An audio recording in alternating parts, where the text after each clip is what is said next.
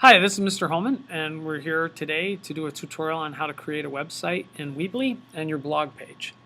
This is predominantly made for the students that are taking the online course, although students in Mr. Holman or Mr. Pennington's Beechwood or Chardon Middle School can use this as a tutorial as well. Let's take a look at the online course first, and you're taking a day in the life. So hopefully you've already watched the course interview. That's me to the left, Mr. Pennington to the right. You've went through the course overview. You've looked a little bit about the walkthrough, how it's going to work. So we're ready to get started on the yearly blog posts. And so each week you're going to have a task. And this first week is to build these accounts. So we're going to start with Weebly. So before you really get working, you have to build a website and be able to do a blog page. So we're going to get started by going to a website. This particular one is Students at Weebly, students.weebly.com. And so when you get there, you're going to get a username. Most of you will have had this username emailed to you, especially if you're taking the online course. If you're in the classroom, you're going to have created this during class. But those of you taking the online course will have this emailed to you, and you will be able to go to your email and just type in your username and password. When you do and you click login, it's going to open up your Weebly website. Now the thing about Weebly is you are creating a website right now, and it will be live as soon as we get done.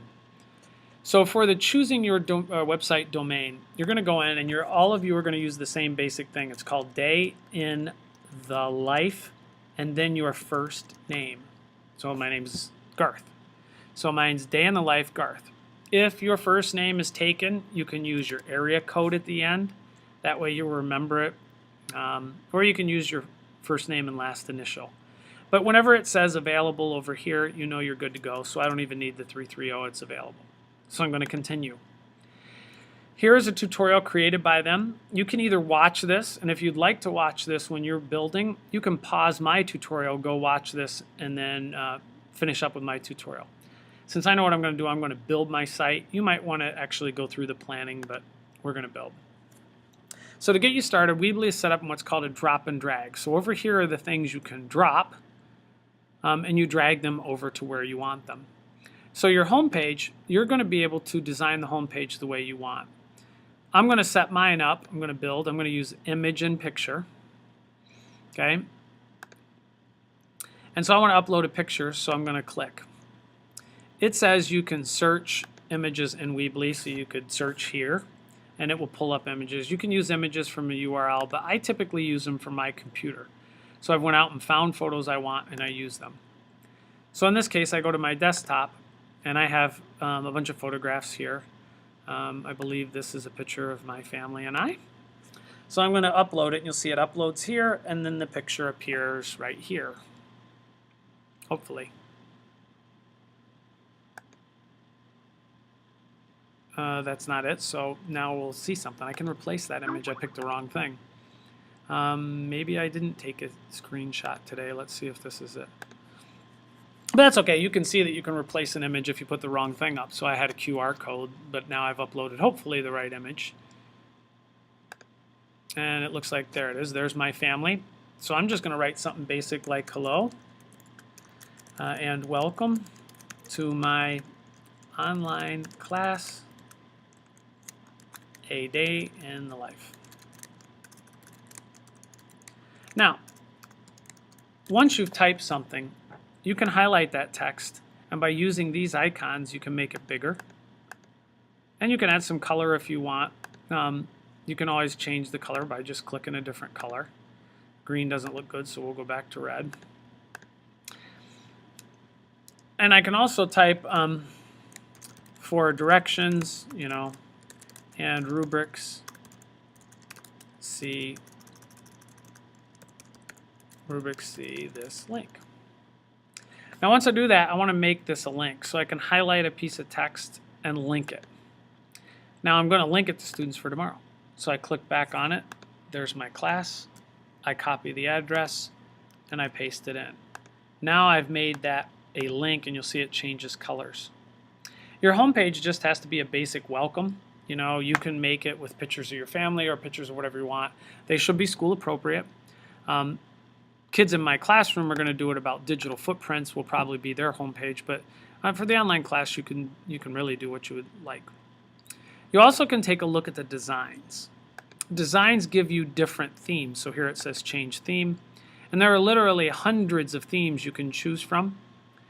And so if I pick this theme, I can either preview it or choose it. I'm just going to choose it. You can play around with all the themes you want. It automatically changes, and your page is built for you. Couple things, edit image. I can put a different image up here. I could pick a picture of my family and put it there, or a picture of, a collage. I can make a slideshow. So you can actually change this image. That's up to you. I'm not going to require that. You can just pick a theme if you would like. Now your home page, you can build whatever you want. We're going to go ahead and move on. So I'm going to go and build the blog page. That is the most important page for the online class. So under pages at the top, you're going to add a new page. And you're going to pick blog page. You must pick this blog page, not just the standard page. Once you create the blog page, it changes it to blog here. You simply save and edit. Now I'm on a different page, and you'll notice the pictures are now gone. There is no picture of my family. So the first thing I'm going to do is write a little bit about myself as author. One thing you have to keep in mind, you cannot use your first and last name. So hi, my name is Garth. I am the teacher in this online class. Now you might write, I am 13. My name is Dave. I'm 13, and I'm taking this online class, and I go to, I go to school in Northeast Ohio or wherever you may go. A little information, not so much that people could find you, but enough information so we know who we're talking to. The next thing is you're going to make a post, and you just click New Post to do that. And so let's suppose you're doing your first post, which is on the year 2000 to 2001. Events that impacted my life. Now, the way this works is you can pick any of these. So you got title. If you just want a title, you can just add text. You can add a big image or an image with text. That's what we did on the home page. You can add a gallery. That allows you to put, let's say, 8 pictures on, but they're small, and you click them and they blow up big. And you'll see that. We'll do these. You can also scroll down and you see you can do buttons. Buttons is a nice one. A lot of people like to use buttons to make links. You can include documents. So if you have a Word doc or an Excel file or something you want to upload, you can put it this way. You can do a YouTube, and I'll do a YouTube and show you how that works in the tutorial. You can also upload regular files. You can embed Flash media. You can embed whatever you want codes. So if you have, if you create a Voki or you create something, you can embed that, and we'll show you some of those. You can even do polls. So if people reading your website, you want to ask them questions and see what people think, you can do those. For now, I'm going to recommend that all your blogs start with text or image and text. So in the year 2002, I already collected a few photos, and I'll probably get them wrong, but we'll just use them as best we can. These are from the year 2002. They might be out of order because I didn't save them with a name. That's a problem on my part. But this is the image we used in the tutorial. So here you might just say, in the year 2000 to 2001, comma, many things happened. Now I'm just going to put ... because you're going to continue to write. But we need to see what we need to do. So if you go back and you scroll down to the first week, here is your outline for what you're going to do in your blog. It says for this week you need the following. Watch the years in review overview video below. Take the Quiz Star quiz. You'll click here and take that. You've already built that account. Then you're going to begin to research a couple of events. It says at least one year or one event from each year, and take notes on it. Find some facts, interesting information about the event. There is a rubric or a plan sheet if you want to use it right here. You can click and it'll download. And again, you simply just click it, and there comes up the rubric for what you need to do, and you can work with that. You're then going to create your weekly blog post. You already used the rubric to help you. So you can look at that rubric, and it just gives you an outline. A picture and paragraph started to use, you can get it. Now, you're not getting a per se grade, but we'll try to guide you to make your blogs better. Do you introduce the year and the events in the opening paragraph? Do you provide key facts about the events you chose? Did you explain the impact on society or yourself? Did you add some type of multimedia? Did you add a category? And did you add comments to the original blog? So I'll walk you through all these very quickly. So if we go back, we need categories. Well, over here are categories, and you add. And so the category for this would be 2000 and 2001. Now the next one you do might be 2002, 2003. So the categories might just be the years. So you can see I started an introduction. In the year 2001, many things happened. I'm going to list a few here. I would list a few. And then I'm going to have researched some of those and tell 4 or 5 facts about it and how it impacted the world I live in. Another thing you're going to want to do is it set out a multimedia. So let's go real quick to YouTube.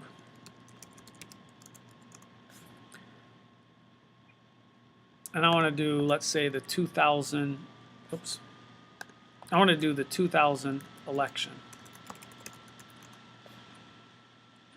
And so, again, I've watched these, I know what they are, but we're just going to take, we'll take the first one. Now this video kind of goes through news coverage and what it was like that night. I'm going to pause it. It actually just is actual news coverage. So it's the news coverage from that night a long time ago. If you go back to your Weebly, I want to add a YouTube. So I scroll down and look for YouTube, and there's one that says YouTube, and I drag it down. It always is going to open up with this image. There will be a movie when you first download it, so don't get worried. That's natural. It's going to do that. So in this case, the unseen C is what it is. But if you click right here, just up in the top, don't click the play, but click up here in the top, you're going to get this box. And it asks for the URL of the YouTube. So you go back to your YouTube, and the URL is the web address. So you copy it.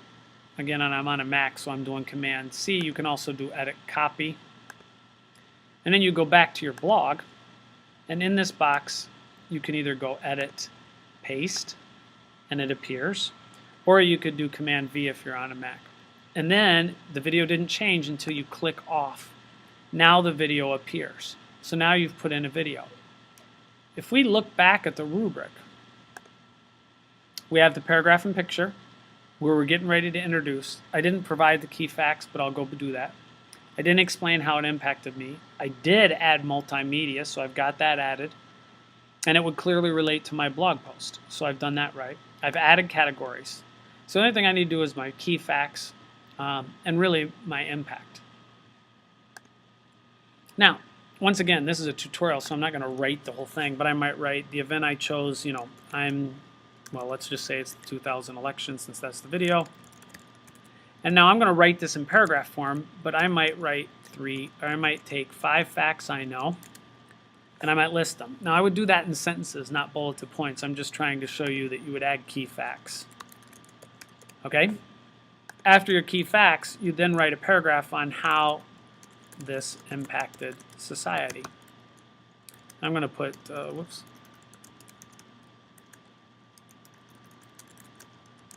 So you're going to write a little bit about how it impacted you and society. At this point, after you've written a couple of paragraphs, so your blog is not going to just be bulleted points. You're going to have paragraphs written, and it might be 2, 3, 4 paragraphs, depending on how interested you get in the topic and how much you learn about it. At this point, you're ready to publish your website.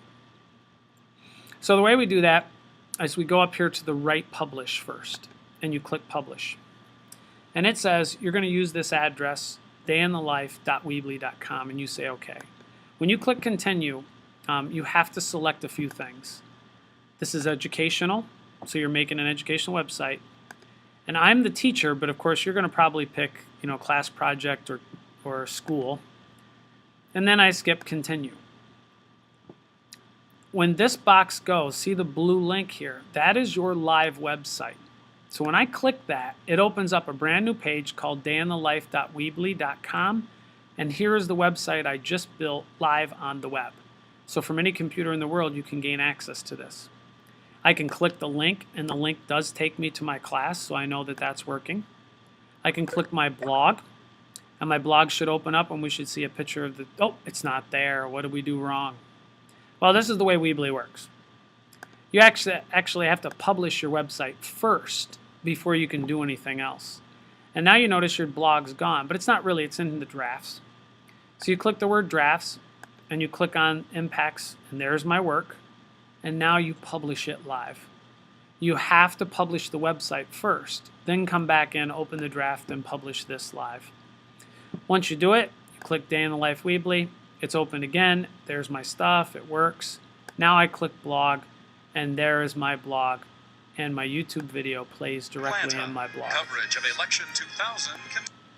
At that point, if we go back to Students for Tomorrow, you have done the research, you've completed your blog post that's now up there, you've published your blog and website.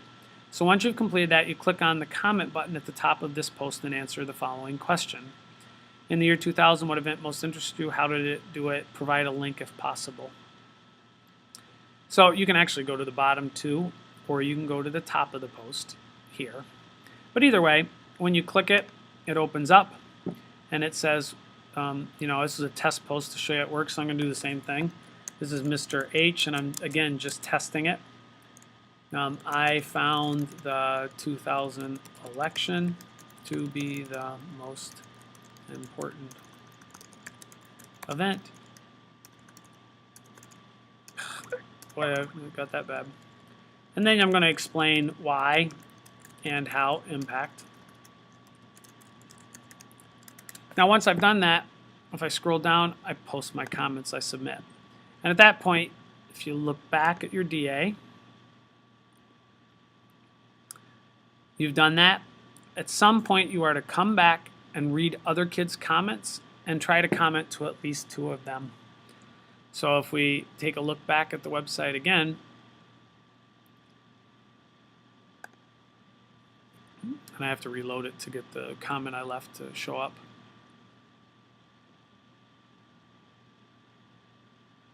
Once it reloads, you see there's 2 comments. I would just click and I see this, and I reply to it. And I might write Mr. H, and then again, this is a test first off. This is test. I disagree. I found the ... event to be the most important.